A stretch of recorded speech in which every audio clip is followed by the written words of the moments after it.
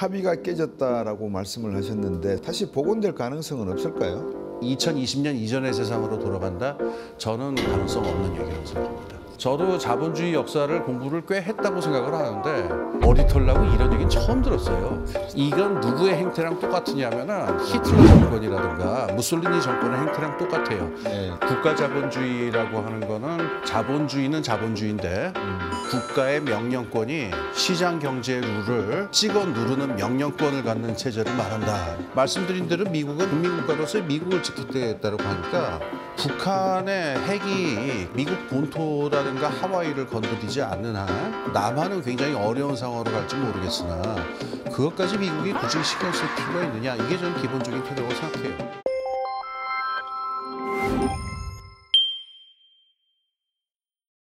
안녕하십니까? 예, 안녕하세요. 예, 소장님, 이 국가 자본주의라고 하는 단어가 사실은 제가 1955년에 쓴 토니 클리프의 책, 네. 그걸 제가 한번 본 적이 있고 최근에 예. 제가 또 막스주의와 국가 자본주의라는 책을 한번 읽었었거든요. 예. 그리고 그 책을 읽으면서 우리나라의 입장에서는 박정희 대통령 때의 우리의 경제 발전 체제가 국가 자본주의라고 할 수 있지 않겠나라는 생각을 언뜻 했었습니다. 지금 트럼프 대통령 네. 어떻게 보십니까? 국가 자본주의의 선두에 서 있다고 보십니까? 뭐 결론부터 말씀드리면 그렇습니다. 근데 이게 개념상에 약간의 그 오해가 있을 수 있으니까 그러니까 조금 정리를 할게요. 네네. 국가 자본주의다 그러면 사람들이 이걸 공산주의랑 헷갈리는 거 어떻게 다른 거냐 이 질문하거든요. 예. 아까 말씀하신 그 토니 클리프 같은 사람은 이제 소련 공산주의의 성격을 설명하다가 이것이 사실은 자본주의다, 국가 자본주의다 이렇게 했던 얘기인데요. 정리를 해야 좀 깔끔하게 될 것 같아요. 국가 자본주의라고 하는 거는 자본주의는 자본주의인데 국가의 명령권이 시장 경제 룰을 그 영어로 오버룰 한다고 그러죠. 예. 그거를 찍어 누르는 명령권을 갖는 체제를 말한다 이렇게 생각을 하고요. 예. 그래서 이거는 사실 1930년대 이탈리아, 그다음에 독일, 일본 같은 이런 파시즘 국가들 있죠. 이때 나왔던 경제 체제가 제가 보기엔 제일 국가 자본주의에 가까워요. 그걸 이렇게 한번 설명을 드릴게요. 소련 같은 경우에는 국가 자본주의라고 우리가 공산주의를 말할 수가 없는 이유가 그거는 국가가 시장 경제를 대체해 버린 경우거든요. 그렇죠. 국가가 중앙계획을 만들어서 경제를 다 알아서 운영을 합니다. 국가 자본주의는 그런 건 아니에요. 국가가 이거저거 끼어들어서 다 경제를 조직하는 건 아니고 기본적으로 시장 경제기구, 자본시장 이거 다 놔두는데 국가가 자기들이 필요하다 싶으면은 너 저리 가. 비켜. 한 다음에 끼어들어가지고 마음대로 명령을 해버리는 거예요.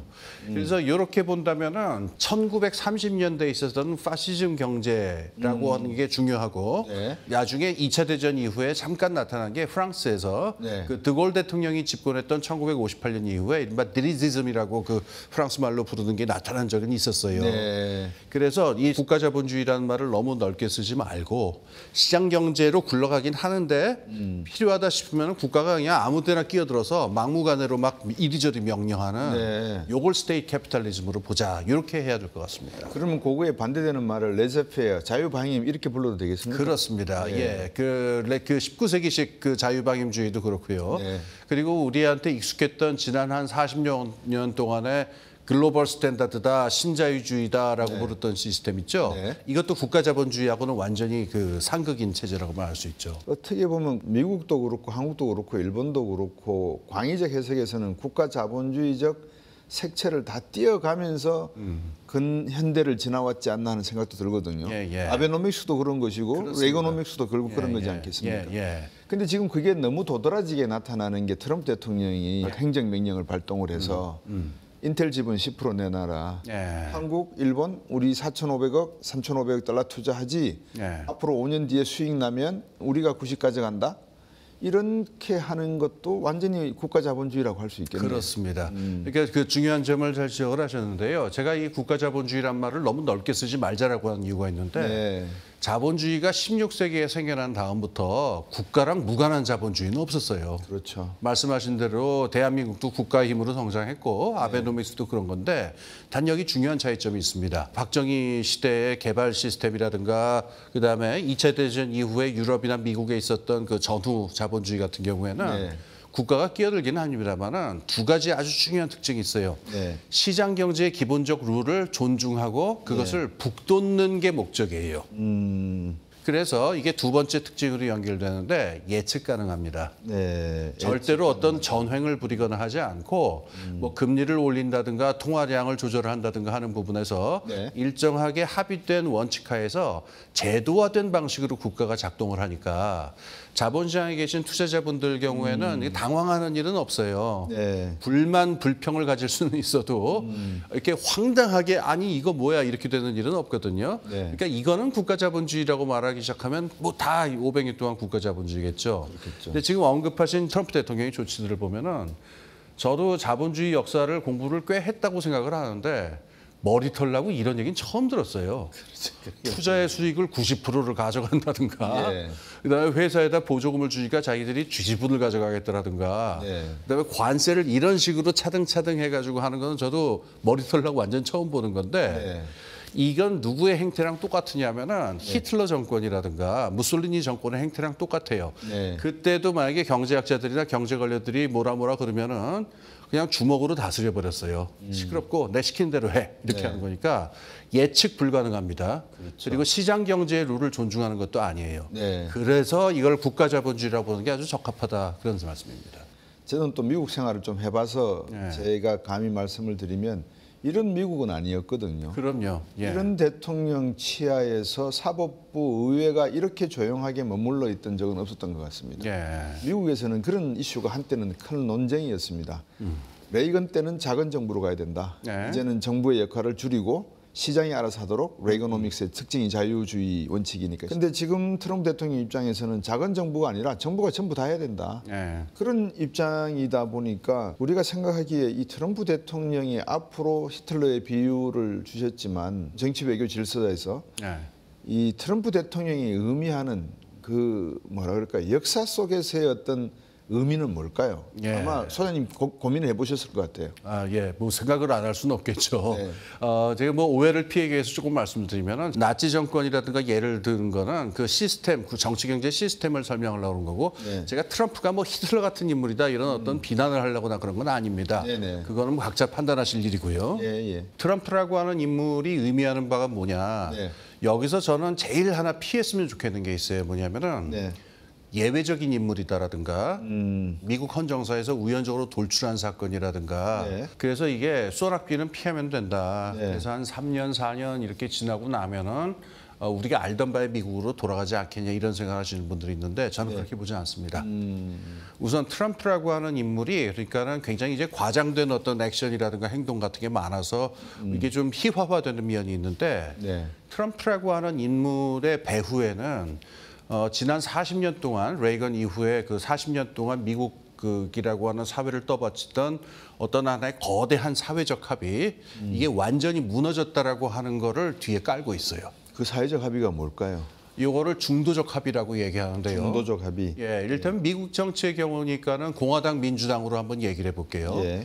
레이건 대통령이 80년대에 등장해서 공화당이 집권해서 어떤 시장주의라든가 이런 걸 내걸었을 적에 처음에 민주당이 굉장히 크게 반발했었어요. 80년대. 네. 그런데 그러다가 90년대 들어와서 클린턴 대통령이 들어온 다음에는 민주당이 그 시장주의 원칙을 대거 받아들입니다. 네. 대거 받아들이고 오히려 더욱 더 적극적으로 시장주의 원칙을 합니다. 네. 반면에 공화당은 그 처음에는 어떤 인종주의라든가 그 굉장히 보수적인 그 내용들을 80년대는 가지고 있었는데 백인 우월주의라든가 예. 90년 나중에 2000년대 집권했던 그 아들 부시 대통령 같은 경우 보면은 인종 문제라든가 이런 거에 의해서 민주당이 가지고 있는 입장을 또 상당히 받아들여요. 그렇죠. 이렇게 만드는 걸 우리가 중도 합의라고 부르는데 예.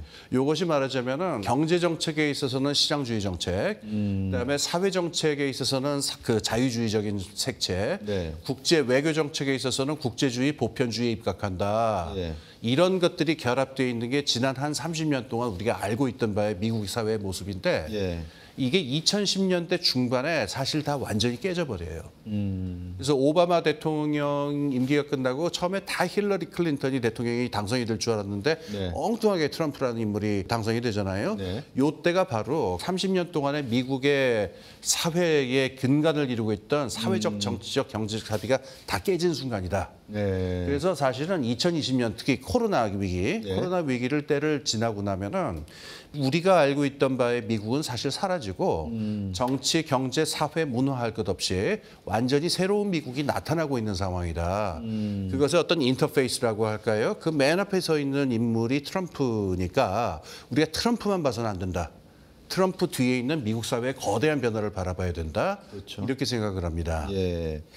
미국 사회 뒤에 숨어 있는 거대한 변화에 트럼프 대통령은 그냥 윈도우 역할만 할 따름이지 예. 그 이상 그 이하도 평가하면은 잘못하면은 큰 오류에 빠질 수 있다. 뭐 확대 해석이 가능하다 이런 말씀이 같습니다. 근데 미국이라고 하는 나라는 중도적 합의라고 하는 것이 그냥 합의라고 있었다라고 말하는 게 아니라 사회계약론을 기반으로 한 사회적 가치의 철학과 사상론을 만들지 않습니까? 논리를. 예. 트럼프 대통령이 지금 하고 있는 이 국가 자본주의 또는 새로운 시대의 어떤 조류의 변화 예. 이것을 어떻게 사상론으로 또는 가치론으로 미국이 담아낼 것 같습니까? 교수님 보시기에. 이거 뭐 밤새도 다 못할 얘기고 큰 얘기긴 한데 네. 미국이라는 나라가 가지고 있는 그 이중적 정체성이 있었어요. 하나는 국민국가로서의 정체성이고 예. 다른 하나는 보편적 제국으로서의 정체성이에요. 네. 제가 뭐 미국이 제국주의다라고 말씀드리는 게 아니라 이때 제국의 의미는 뭐냐면은 우리가 2000년 전에 로마 제국을 보면은 로마라고 하는 게 이탈리아 반도에 있는 하나의 공화국이었기도 했지만 지중해 전 지역의 보편적 질서를 운영하는 보편적 권력이기도 그렇죠. 했단 말이에요. 예.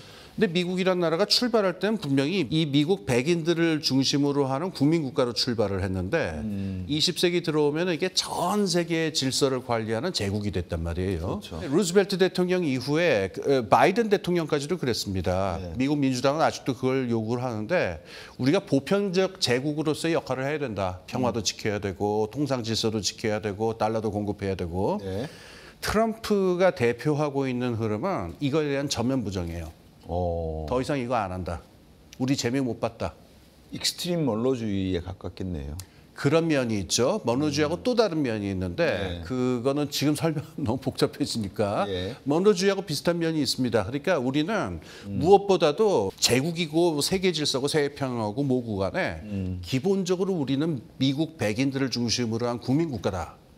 그게 그 Make America Great Again이라는 말 있죠. 마가라고 예. 그러는 말. 그 말이 바로 미국을 백인들의 국민국가로 다시 전환하자라는 얘기예요. 그러니까 아까 제가 그 3, 40년 동안 흘러왔었던 합의가 깨졌다라고 말씀드렸죠. 네. 가장 세게 터져나온 불만을 이야기한 세력 중에 하나가 이제 백인 중산층들, 또 백인 중하류층들이 큰 목소리를 낸 한 세력인데 네. 요 부분에 그 결합이 돼 있는 게 지금 트럼프 정치 세력의 정치적 기초입니다. 네. 그러니까 이 사람들은 어떤 옛날의 로마 제국처럼 보편적인 세계 평화를 지킨다든가 보편적 인권을 지킨다든가 이런 거는 관심 없고 우리 미국 국민들부터 살고 살아남아야 쓰겄다. 이렇게 말씀드리겠죠. 이렇게 전환하는 과정이니까 지금 뭐 상전벽해의 변화가 벌어지고 있는 겁니다. 말씀을 듣고 보니까 조금 더 지금 트럼프 대통령의 말과 행동의 의미를 예. 이해할 수 있는 것 같아요. 얼마 전에 커크가 암살을 당했지 않습니까? 머스크를 비롯해서 분열 조짐을 보이던 공화당 내부가 커크의 장례식을 기점으로 다시 융합이 되는 예. 그런 모습도 보이는데 예. 거의 모든 사람들 대부분이 백인들이었습니다. 그 예, 장례식. 그렇습니다. 그러면 30년 동안에 이어져 오던 합의가 깨졌다라고 말씀을 하셨는데 다시 복원될 가능성은 없을까요? 뭐 사람마다 의견이 다르겠죠. 저는 전혀 없다고 생각합니다. 그거를 잘 보여주는 하나의 지표가 있는데 네. 미국 민주당의 지지도가 지금 어떤 모습인지 보면은 그게 제일 정확한 지표일 것 같아요. 지금 아마 30% 초반대일 거고 네. 이게 심심하면 또 이게 조사마다 이게 29% 이렇게까지 떨어지거든요. 그렇죠. 이 얘기는 지금 트럼프 정부가 하는 행동에 대해서 비판적인 생각을 가진 미국인들은 굉장히 많습니다만 네. 이 사람들이 저 지지로 가지는 않는다. 그러면은 미국 민주당이 견지하는 입장이 바로 그 지난 30년 동안의 합의를 계속 이어가야 된다라고 하는 입장인데 네. 이 입장에 동의하는 사람이 3분의 1도 안 된다라고 하는 얘기거든요. 그렇죠. 그래서 사실 뭐 지금 선거가 몇 개 다가오긴 합니다만은 상원이나 하원 중에 하나는 뭐 탈환을 할 가능성도 있지 않을까 하는 생각이 듭니다만은 네. 대통령 선거 같은 부분에서 민주당이 요번에 3, 4년 후에 있을 거기에서 승리할 가능성을 점치는 사람은 없거든요. 네. 이 얘기는 사실상은 트럼프 이전의 세상이 되돌아갈 가능성? 그건 저는 없다고 생각해요. 민주당이 뭐 영원히 집권을 못한다 이런 말씀을 드리는 건 아닌데 시간이 지나면은 루즈벨트 정권도 무너지고 나중에 공화당 정권이 들어서기도 하잖아요. 네. 민주당 정권이 들어설 수도 있겠습니다만은 단 그때에 보이는 민주당은 지금의 민주당하고는 완전히 환골탈태를 해야만 아마 집권할 수가 있을 거예요. 그러니까는 2020년 이전의 세상으로 돌아간다. 저는 그거는 가능성 없는 얘기라고 생각합니다. 말씀을 듣고 보니까 30년 동안의 실험을 해오던 미국의 중도 민주주의가 네. 합의주의가 이렇게 한 사람에 의해서 갑작스럽게 변할 수 있었던 것은 네. 미국 백인들 인구의 한 54% 정도 되는 걸로 알고 있거든요. 네. 이 사람들의 가슴 속에 있던 응어리가 터져 나왔기 때문에 가능한 것이다. 이렇게 봐야 되는 겁니다. 그렇다고 생각합니다. 지금 중요한 말씀을 하셨는데 지금 그 찰리 커크 암살 사건 이후로 그 미국 그 언론에 대한 압력이 굉장히 거세라고 지금 들려오고 있죠. 찰리 커크 사건은 어떤 방아쇠 촉발 저거에 불과하고 미국에 그러니까는 아까 지금 말씀하신 대로 트럼프를 지지하는 그 주로 백인들이 많습니다만은 언론 매체하고 대학이라고 하는 사회 담론을 만들어내는 두 개의 제도에 대해서 갖고 있는 적대 감정은 이루 말로도 할 수가 없습니다. 지금 몇 년 전에 어떤 깜짝 놀랄 만한 저걸 봤냐면은 미국 사람들한테 그 레거시 미디어라고 하죠. 그러니까 CNN 같은 방송 매체라든가 전국 네트워크라든가 뉴욕 타임스 같은 것에 대한 그 신뢰도를 물어보면요. 13%가 나와요. 그러니까 87%의 미국인들은 믿지 않는다라는 거예요. 이 30년 동안의 합의에 대해서 불만을 가졌던 사람들 보기에는 언론 매체는 그동안에 굉장히 인수합병이 많았잖아요. 뭐 타임앤 워너라든가 등등. 그러니까 거대 기업들이 다 짜고 치는 그러니까 언론을 호도하기 위한 집단들이다라고 하는 적대감을 가지고 있고 이게 뭐 맞고 틀리고를 떠나서 대학은 이른바 리버럴 지식인들, 좌파 자유주의 지식인들이 장악해가지고 동성애 문제라든가 그다음에 인종 문제에 있어갖고 우리를 세뇌시키려고 하는 특정 이데올로기 집단이다. 라고 하는 식의 불만을 트럼프 지지 세력은 굉장히 강력하게 가지고 있어요. 그러니까는 트럼프 현 정부가 대학에 대해서 또 언론 매체에 대해서 굉장히 적대적이고 강압적인 어떤 태도를 보이는 거는 트럼프 개인의 성향은 절대로 아닙니다. 제가 몇 가지가 막 머릿속으로 막 지나가는데 그러면 뉴욕 시장에 지금 유력한 시장 후보로 나오고 있는 만바디인가요? 조란 맘다니죠. 네, 만다디. 그 사람의 부상은 어떻게 해석을 뉴욕시의 어떤 특징적인 진보적인 어떤 색깔이다라고 봐야 될지. 조란 맘다니 현상에 대해서 좀 생각을 해보죠. 우리가 그 트럼프가 그 부상하던 2016년 무렵에 똑같이 부상하던 정치인이 하나 있었어요. 민주당의 버니 샌더스 있었죠. 이 사람은 좌파죠. 그렇죠. 지난 30년간의 합의에 대해서 분노한 사람들이 좌파로 갈 가능성도 있고 우파로 갈 가능성도 있어요. 그렇죠. 실제로 그래서 그 당시에 트럼프 지지 세력하고 버니 샌더스의 지지 세력들이 있죠. 평민들 수준에서 얘기해보면 얘기가 굉장히 잘 통했었어요. 이게 1930년대도 그랬는데 파시즘 지지 세력하고 공산당 지지 세력하고 3분의 1 정도가 중첩돼 있었다는 게 최근 연구로 밝혀지거든요. 그러니까 현재 질서에 대한 불만을 가진 사람들 입장에서 보면은 왼쪽의 대안을 선택할 수도 있고 오른쪽의 대안을 선택할 수도 있는데 뉴욕이라고 하는 도시의 특징은 여기에 인구가 과밀하고 빈부의 격차가 굉장히 심하고 그다음에 인종이 굉장히 다양하잖아요. 전 세계 인종이 다 있다 보니까. 조란 맘다니는 이민이 2세예요. 이 사람이 이번에 내놓은 정책을 보면 굉장히 생활 밀착형입니다. 그러니까 버스를 무료로 하겠다라든가 이중 그 전용 차선을 만들게로 해야 되겠든가. 근데 이 조란 맘다니도 민주당 안에서는 굉장히 독특한 존재인 게 이 사람이 32살밖에 안 됐어요. 근데 32살짜리가 뉴욕시장의 후보로 민주당에서 뽑힌다라고 하는 과정에서 민주당에 있는 거물 정치인들을 다 몰아내버거든요. 그렇죠. 그러니까 조란 맘단이라고 하는 존재 자체도 어떻게 보면 기존 민주당의 처절한 패배를 나타내는 존재인 겁니다. 거기 이제 뉴욕시라고 하는 그 독특한 특징이 합쳐지면서 이게 그 좀 더 왼쪽의 길을 많은 유권자들이 선택하고 있다 이렇게 볼 수 있죠. 예를 들어서 루즈벨트 대통령은 전쟁에 개입하고 싶지가 않아서 몰로주의의 어떤 연장선상에서 좀 미국이 거대한 외딴 섬으로 남기를 바랬는데 일본 애들이 진주만을 갖다 퍼붓는 바람에 네. 야 이거 안 되겠다 국민 감정이 막 들끓어 버리니까요. 네. 좋다 그러면 우리도 2차 세계 대전에 나가겠다. 그래서 전쟁을 참여를 했지 않습니까? 그 당시에 영국 패권이 미국으로 넘어가던 시기에 아주 교차되는 크로스되는 점이라고 저는 보여지거든요. 예, 맞습니다. 예. 지금 미국과 중국을 보면 마치 과거에 스페인에서 네덜란드, 네덜란드에서 영국, 영국에서 미국으로 가던 그 권력 패권의 교차점에 예. 미국의 입장에서 볼 때 아이고야 중국이 있네.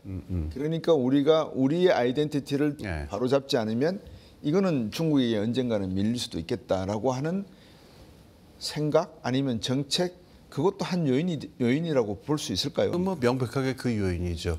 아까 말씀드린 그 트럼프 세력이 그러니까 제국적 질서 우리 이게 그만하겠다. 제국 역할 그만하고 국민 국가 역할 돌아가겠다라고 하는 것도 지금 그 중국 문제랑 연결이 돼 있는데 네.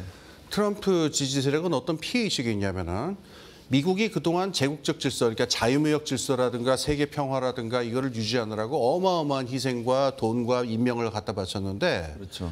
중국이 그걸 이용해서 여기까지 치고 들어왔다. 그러니까 우리는 중국한테 사실 퍼주기한 셈이다. 업어 키웠다. 예, 이거는 맞는 전략이 아니다. 중국을 대하려면은 네. 우리는 더 이상 그 쓸데없는 돈 지출, 그 노력 지출을 그만하고 중국이라든가 이런 그 도전에서 미국을 다시 그 정상으로 올리기 위해서는 철저하게 우리의 좁은 의미의 국익에 집중할 때다. 이렇게 해서 국제 정책이 말하자면 그 국민 국가로의 전환 이렇게 맞물려 들어가고 있는 거죠. 네. 그러니까 말씀하신 대로 지금 어떤 패권국이 넘어갈지 모른다라고 하는 그런 위기 의식에 대한 하나의 대응 방식으로 나온 게 트럼프 세력의 국제 정책이다 이렇게 봐야 될 거예요. 그러면 최근에 이제 영국을 국빈 방문했지 않습니까? 예, 예. 트럼프 대통령 입장에서 영국 국빈 방문으로 가면서 엄청난 만족 예. 이런 거를 표현하고 영국에다가 2천억 파운드인가요? 투자까지 하겠다고 발표까지 했단 말입니다. 예. 영국을 방문하면서 그렇게까지 한 이유는 어떤 의미일까요? 영국의 제국주의적 그런 환영 이거를 생각해 본 것일까요? 무엇일까요? 그거는? 그 부분에 대해서는 저도 좀 의외였어요. 이렇게까지 그 영국을 좋아하는 줄 몰랐고 네. 거기다 뭐 큰 돈으로 지금 그렇게 생각하다 보니까 우리가 내는 돈이 지금 미국을 한번 거쳐서 영국으로 가는 게 아닌가 막 억울한 느낌도 들고 그래서 네. 저도 좀 놀랐는데 네. 저는 그거는 이렇게 보는 게 가능하지 않을까 싶어요. 가끔 어떤 얘기하시는 분들이 있냐면은 미국이 중국과의 어떤 신냉전으로 간다 이런 신냉전 얘기들을 많이 하거든요. 하시죠. 저는 좀 조심스럽고 사실 좀 부정적입니다. 네. 냉전 질서로 가진 않을 거예요. 예. 조지 캐넌이 그 2차 대전 후에 냉전 질서라는 걸 디자인해갖고 최근까지 오는 과정에서 냉전의 기본적인 전술은 봉쇄, 컨테인먼트라는 거거든요. 네. 옴싹달싹 못하게 이렇게 다 막아버린다는 건데 돈이 무지무지하게 많이 들어요. 그렇죠. 그러니까 가령 중국이다 소련이다 이걸 봉쇄를 하려면은 한국, 일본, 동남아시아 할 것 없이 군사기지를 박아둬야 되고 요충마다 그다음에 거기 정권에 대해서 지원금을 계속 줘야 되고 엄청난 비용이 들어가는데 트럼프가 기본적으로 안 하겠다는 게 이거예요. 이건 돈 너무 많이 들고 이게 바로 제국적인 역할이거든요. 네. 그러니까 이건 안 하겠다. 중국에 대해서 우위를 점하고 중국보다 미국이 앞으로 나가긴 해야 되는데 이걸 봉쇄라는 정책을 썼다가 이건 오히려 마이너스다라는 거란 말이에요. 네. 그러면 어떤 식으로 할 거냐? 저는 이것도 1930년대에 그 독일이나 이탈리아에서 나오던 얘기랑 비슷한데 조직폭력배들이 나와바리라고 하는 말을 쓰죠. 네. 강대국들한테 일종의 나와바리를 가지려면 가져라. 허용해 주는 방식이죠. 안 그러면 너무 많은 비용이 드니까. 그러니까 러시아의 푸틴이든 중국의 시진핑이든 여기에 대해서 하나하나 사사건건 개입하지 않겠다라고 하는 거고 네. 그 대신 가지고 있는 자원을 미국으로 집중시켜서 미국의 힘을 그냥 강하게 하겠다. 그럼 여기서 이제 희생되거나 불안정하게 될 위험이 있는 거는 대만이라든가 한국같이 중간에 미국의 보호 우산 안에 들어가 있었던 나라들은 이제 골치가 좀 아파지는데 네. 트럼프 세력은 그거 그렇게 신경 안 쓰겠다라고 하는 생각들을 갖고 있는 것 같아요. 그러면은 이 미국의 국익에 해당하는 코어 네. 부분을 강화하는 데서 예. 어디에 착목하고 있다고 보이냐면은 예. 제가 보기엔 오스트레일리아라든가 예. 영국이라든가 이거를 아주 인종주의적으로 해석하면은 백인 패권이라고 말할 수도 있고 앵글로색슨 패권이라고 얘기하는 사람들도 있을지 모르겠어요. 네. 저는 뭐 거기까지 연결하는 건 좀 조심스럽긴 합니다만은 이 미국의 코어에 해당하는 부분에 있어서는 강력하고 단단하게 이걸 구성을 해놓겠다. 그리고 이제 영국의 그 이른바 개혁당이라고 하는 당이 있는데 이게 이른바 극우 정당이거든요. 네. 근데 조만간 집권할 생각이 굉장히 높습니다. 그리고 이제 펜스 부통령 같은 경우에는 일론 머스크도 마찬가지로 대놓고 지지도 표명하고 이러고 있는데 영국 국내 분위기는 자기는 브렉시트 한 이후에 하나의 국수주의적인 방향으로 가겠다라고 하는 건데 흘러오는 맥락을 보자면은 그 미국이 국민 국가로서의 미국의 근린 외교 같은 형태가 아닐까. 저는 막연한 추측이지만 이런 생각은 들었어요. 그 미국의 이해관계에 어긋나지 않는 거면 네. 예를 들어서 중국이 공산화가 되든 네. 뭐 남한이 공산화가 되든 나 신경 안 쓴다. 네. 하여튼 미국만 건드리지 마라. 우리 이해관계만 조금만 털끝만큼만 건드리면 그때는 내가 화를 내겠지만 그거 아니면은 너가 마음대로 해라고 한다면 네. 김정은이가 어제 그런 이야기를 했지 않습니까? 이제 트럼프 대통령이 야 DMZ 내려와 내 아이팩 때 한국 가니까 그때 한번 보자. 김정은이가 보는 건 괜찮은데 비핵화 이야기하지 마. 예. 우리 이미 핵 가진 국가로 인정받아야 되겠어. 예. 예. 이런 이야기를 한단 말입니다. 그러면 트럼프 입장에서는 그래 인정해줄게. 예. 대화하자라고 할 수 있겠네요. 저는 그러니까 굳이 선택하자면 그럴 가능성이 있다라고 하는 쪽의 한 표입니다. 제가 아까 미국이 냉전 질서를 원하지 않는다라고 하는 게 저는 어디서 명확하게 보여줬다고 생각하냐면은 네. 우크라이나 전쟁의 그 전후 처리라든가 휴전 네. 문제에서 분명히 보여진 건데요.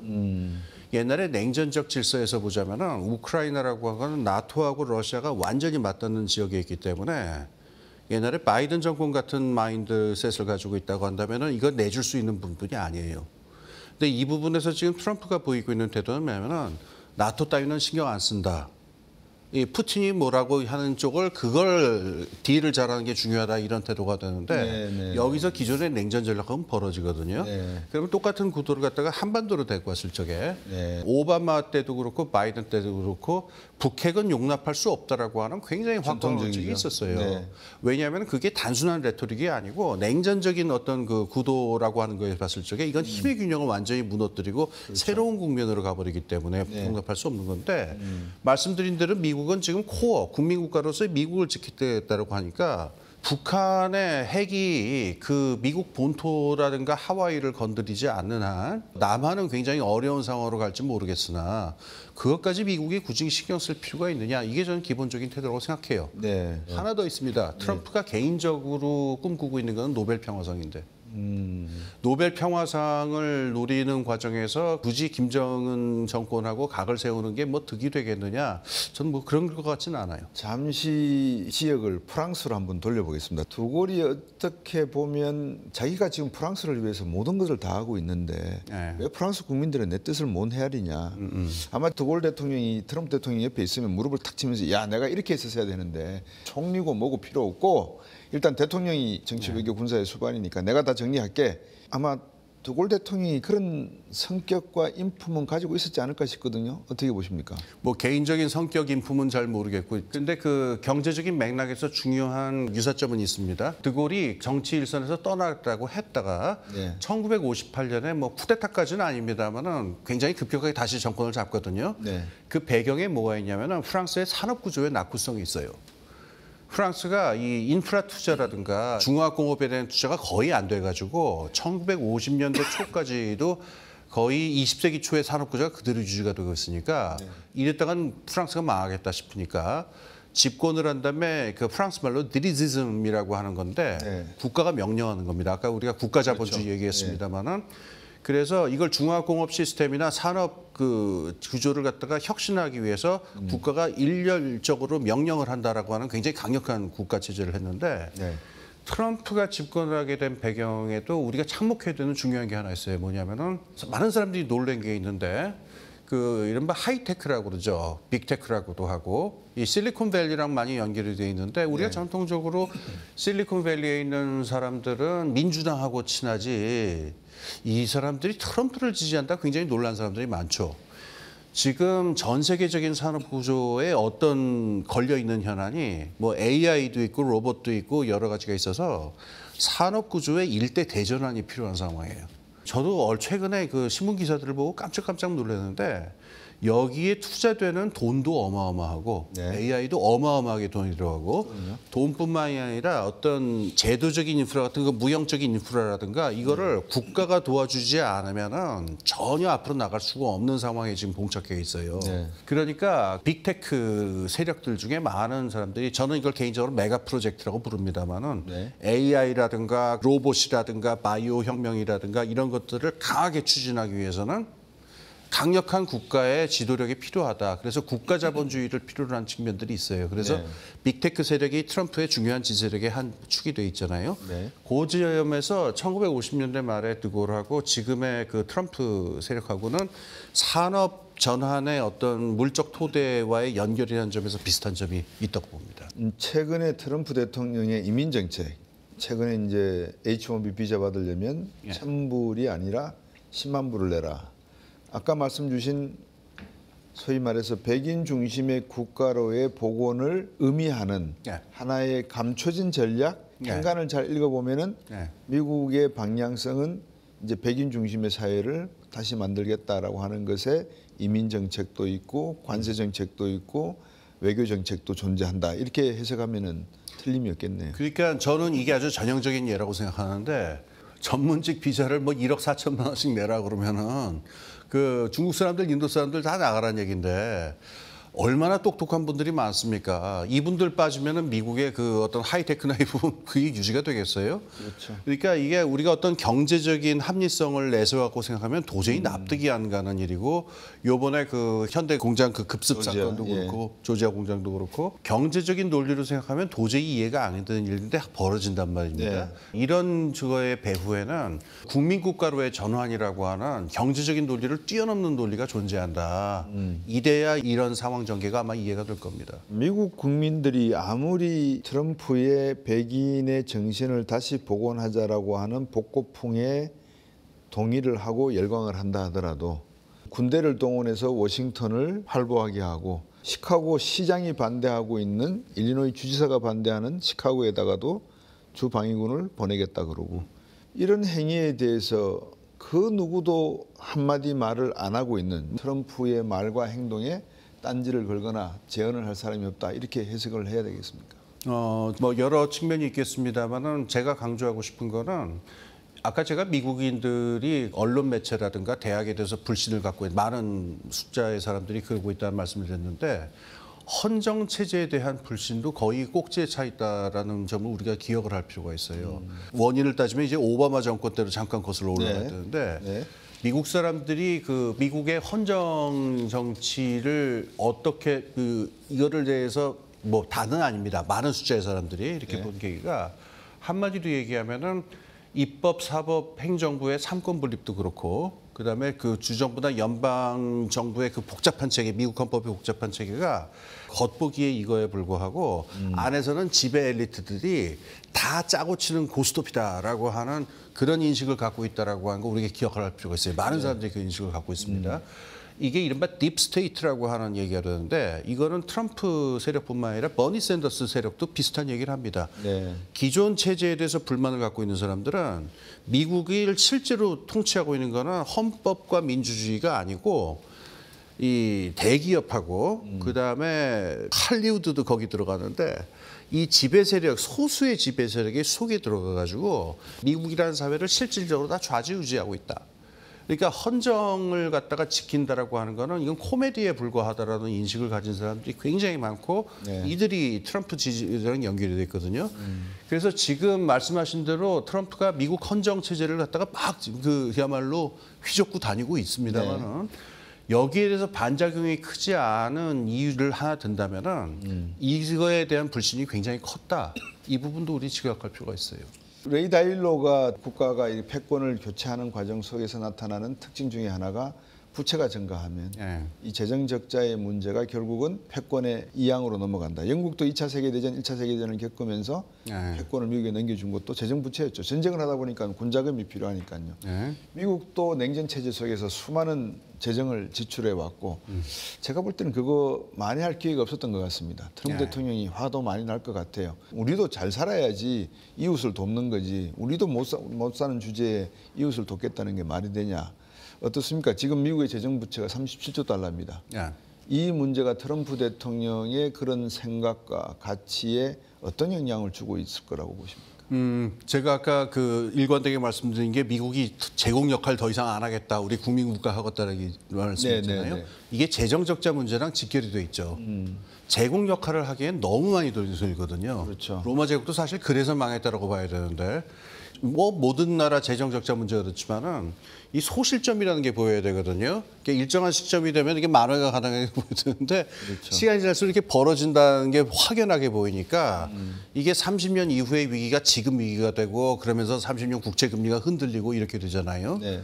그러니까 그 레이 달리오라고 하는 분이 이제 예. 그 말씀하시는 게 이거를 한 3년 안에 재정 적자의 폭을 극적으로 줄이지 않으면은 심정지가 올 수 있다 이런 얘기를 했는데 미국에 대해서는 이건 분명히 맞습니다. 그리고 이게 통화 질서에 대해서 혼란이 오는 것도 분명히 맞는데 두 가지 점은 우리가 좀 생각을 해봐야 돼요. 이게 미국만의 문제냐는 거예요.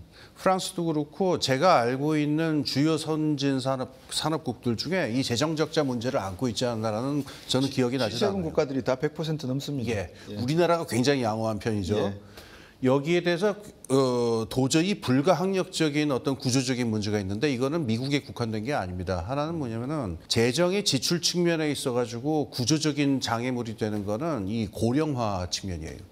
이거 어느 나라 다 똑같이 문제를 안고 있습니다. 한없이 불어나고 있어요. 네. 그다음에 이것보다 더 심각한 문제인데 놀랄 정도로 얘기가 잘 안 되는 게 있는데 선진 산업국들 어디라 할 것 없이 잠재 성장률이 다 아래로 떨어지고 있어요. 네. 제가 몇 년 전에 본 차트에서 되게 놀랐는데 1980년대 초만 하더라도 세계에서 가장 잘 사는 7개 나라들의 잠재 성장률이 한 3.2%, 3% 초반대였는데 네. 지금은 어떠니 2020년경이 되면 1%를 넘을락 말락 이런 거로 지금 40년 동안 떨어져 온 겁니다. 네. 그래서 이 추세를 갖다 프로젝션을 해보면은 2040년경에는 주요 선진산업국들의 잠재 성장률이 0%가 돼버려요. 네. 그럼 이거는 곧바로 그 세수가 계속 줄어든다는 걸 얘기하는 거니까 이 큰 두 개의 추세를 생각하면은 이건 미국만의 문제가 아니고 주요 산업 선진국들의 다 공통의 문제일 것이다.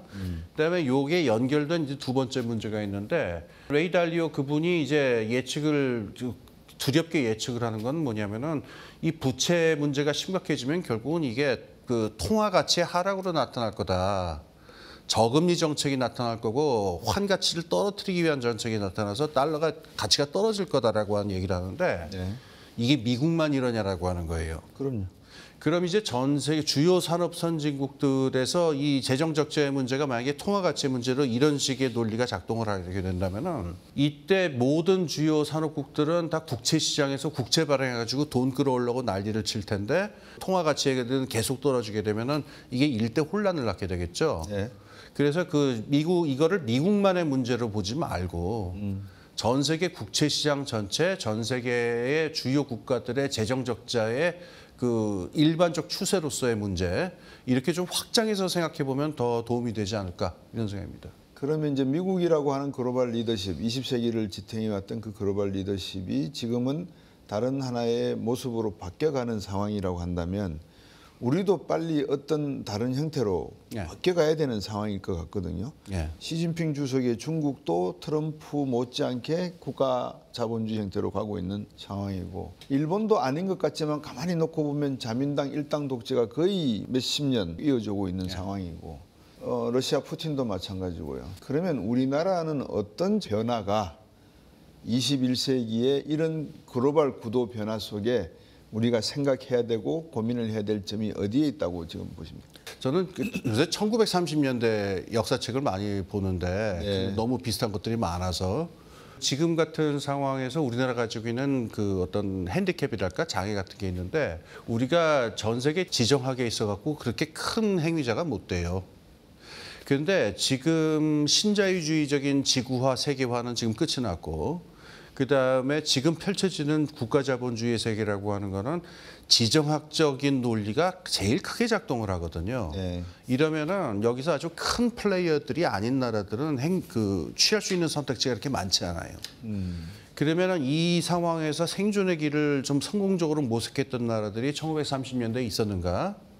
이 두 가지 문제를 같이 풀어야 됩니다. 국제적인 그 문제도 풀어야 되고 국내적으로도 어떤 성장 지체의 문제라든가 고령화 문제라든가 사회적인 불평등 문제라든가 풀어야 될 문제들이 많죠.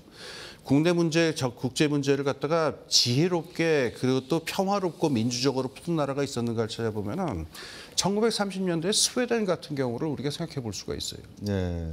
그러니까 스웨덴 뭐 지금 시간이 없으니까 스웨덴 얘기하면 또 밤새겠지만 스웨덴의 그 당시 이제 사회민주당 정권이 새로 집권을 하는데 경제 정책에 있어서도 또 복지 정책에 있어서도 그다음에 나치 독일하고 그 소련 공산주의와의 관계에 있어서도 강력하면서도 혁신적인 정책들을 해요. 네. 뭐 구체적으로 예를 들면은 스웨덴이 경제 대공황에서 빠져나올 수 있었던 제일 중요한 계기는 그 나치 독일에다 무기를 수출합니다. 네. 그게 굉장히 중요한 기능을 했었고 그다음에 중립국이라고 하는 저거를 들고서 소련하고의 거리를 유지하고 그다음에 국내적으로는 굉장히 혁신적인 사회경제 정책을 하면서 경제 성장도 일으키고 민주주의도 유지를 하거든요. 가능성이 없는 건 아니다라고 하는 희망은 줘요. 1930년대 스웨덴의 경우는. 네. 여기에 근데 중요한 전제가 있습니다. 32년까지만 해도 스웨덴 노동 측하고 자본 측이 굉장히 갈등이 심했고 뭐 총을 쏴서 노동자들을 죽이기도 하고 그랬는데 30년대 사회민주당 정권이 들어선 다음에 이 국민통합이 벌어지거든요. 네. 그래서 국민 전체가 우리가 살아날 길은 이런 것이다라고 하는 그 어떤 합의를 가지고서 사회적 갈등을 최소화시켜 나가면서 함께 합의를 모아 나갔단 말이에요. 우리가 어떤 식의 살 길이 있을 거냐 21세기는 전혀 다른 상황이니까 제가 어떻게 말씀을 드릴 수는 없습니다만 우리가 지금 기초적으로 다져놔야 되는 거는 네. 좌파다 우익이다 뭐 진보다 보수다라고 하는 것들을 넘어서 가지고 지금 절박하고 현실적인 문제들을 중심으로 해갖고 네. 국민적 통합의 어떤 레이어들을 하나씩 찾아 나가는 것. 그게 지금으로 할 수 있는 지금 상황에서 할 수 있는 일은 그거밖에 없을 것 같아요. 그게 기초가 돼서 여러 가지의 그 방법들을 모색할 수 있겠죠. 오늘 홍기빈 글로벌 정치경제연구소장님 모시고 말씀을 나눴습니다. 우리가 앞으로 변해야 될 게 너무나 많은 것 같고 21세기에 변화하는 세상 속에서 우리가 고민해야 되는 것은 홍기빈 소장님 말씀처럼 우리 대한민국이 가지고 있는 정말 세계에서 독특한 장점, 집단지성을 발휘할 수 있는 그 기회를 많이 만들었으면 하는 생각으로 오늘 홍기빈 소장님께 감사한 말씀 드리면서 방송 마치겠습니다. 감사합니다. 예, 감사합니다.